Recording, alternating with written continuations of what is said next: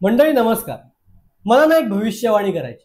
येत्या काही वर्षामध्ये मानव प्रजाती संपणार आहे आणि पृथ्वी देखील नष्ट होणार आहे. बरं, मी अशी भविष्यवाणी का करतोय तर त्याला कारण आहे की मानवाने स्वतःच्या पायावरती कुऱ्हाड मारून घेतले निसर्ग संपवायला सुरुवात करून. बरं, आपल्या सर्वांनाच माहिती आहे की अनेक ठिकाणी जंगलतोड बेसुमार पद्धतीने चालू आहे. जंगल तोडून विकासीकरण चाललेलं आहे. त्या ठिकाणी आता जंगल तोडून सिमेंटचं जंगल बांधलं जातंय, इमारती बांधल्या जात आहेत, काही कंपन्या वगैरे सुरू आहेत वगैरे वगैरे अनेक गोष्टी आपल्या सर्वांना माहिती. पण जे जिवंत सध्याचं उदाहरण आहे ते हैदराबाद मधील प्रकरण आहे. हैदराबाद सरकारने 400 एकर जंगल तोडले. हैदराबाद मधील तेलंगणा सरकारने 10,000 कोटींचा व्यवहार करून 400 एकर जंगल जेसीबीच्या साहाय्याने तोडलेलं आहे.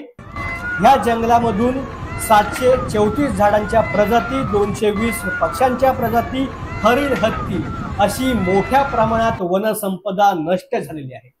कारण काय? तर हैदराबाद सरकारला विकास करायचा आहे. हैदराबादमध्ये IT पार्क सुरू करायचं आहे.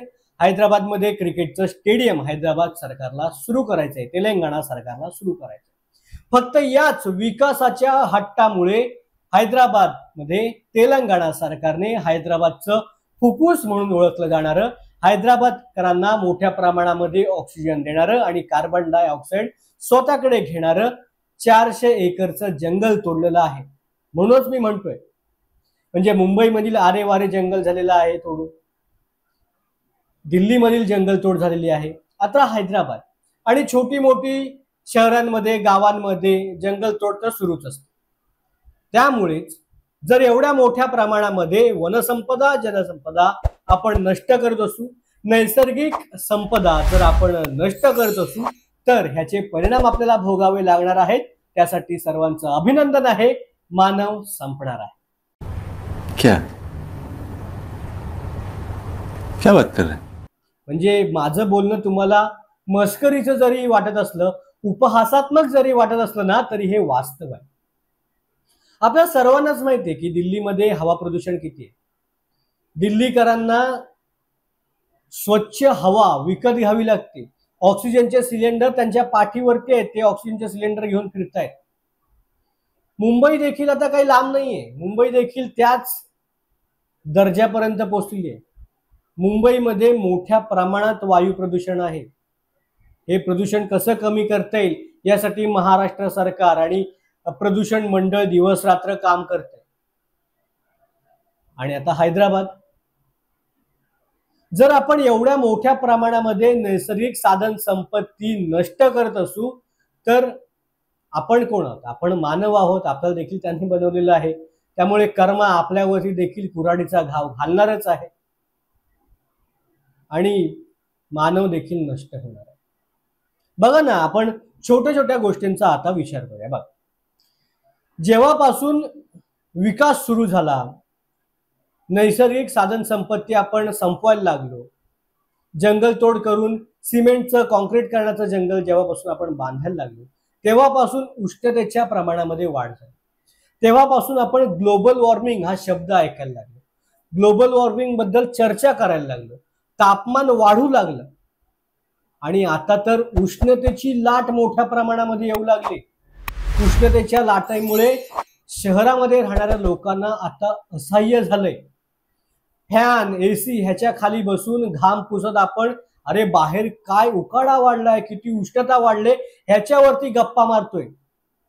पण ह्या संपूर्ण गोष्टीमुळे आपलं ऋतुचक्र बदललंय. केव्हाही कधीही पाऊस यायला लागलाय, केव्हाही कधीही वादळ येऊ लागलंय. कोकणामध्ये कधीही पाऊस येतोय. अलीकडच्याच काळामध्ये आता कोकणामध्ये अवकाळी पावसाने थैमान घातलंय. आंबा काजूच्या बागा उद्ध्वस्त झालेल्या आहेत. बागायतदार आता अक्षरशः मेटाकुटीला कोकणामध्ये आलेला आहे.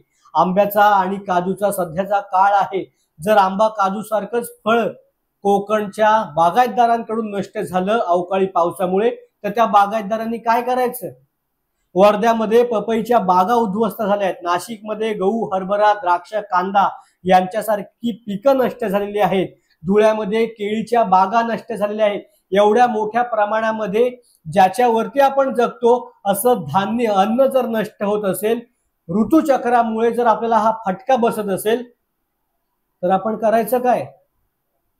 मग अशा वेळेला मला प्रश्न पडतो, so called social media influencer वगैरे गेले कुठे? म्हणजे ते हमास गाझा बिझाचं युद्ध चालू होतं त्यावेळेला all eyes on Rafah, Hamas, justice justice अशा बाजार गप्पा करणारे हे सगळे सोशल मीडिया इन्फ्लुएन्सर, ऍक्टर्स आता ह्या निसर्गाबद्दल का बोलत नाहीये? असो, बोलू तेवढं कमी आहे, मात्र वेळ फार कमी आहे. आत्ताच शाणे व्हा. मोठ्या प्रमाणात आपण निसर्गाला हानी पोहोचवतोय, त्यामुळे निसर्ग त्याचं उत्तर आपल्याला देतोय. मोठ्या प्रमाणामध्ये भूकंप वाढलेले आहेत, ऋतुचक्र बदललं आहे, ग्लोबल वॉर्मिंग वाढलेलं आहे. आणि जर हे असंच चालू राहिलं तर येणाऱ्या काळामध्ये जसं आपण नैसर्गिक साधन संपत्ती आता संपवतोय, मानवाच्या देखील त्याच पद्धतीने हाल होणार आहे. आता जरी ही तुम्हाला अफवा वाटत असली तरी हेच येणाऱ्या काळाचं वास्तव आहे. तुर्तास वेळ झाले इथेच थांबायची. पुन्हा भेटू नवीन विषयात. धन्यवाद.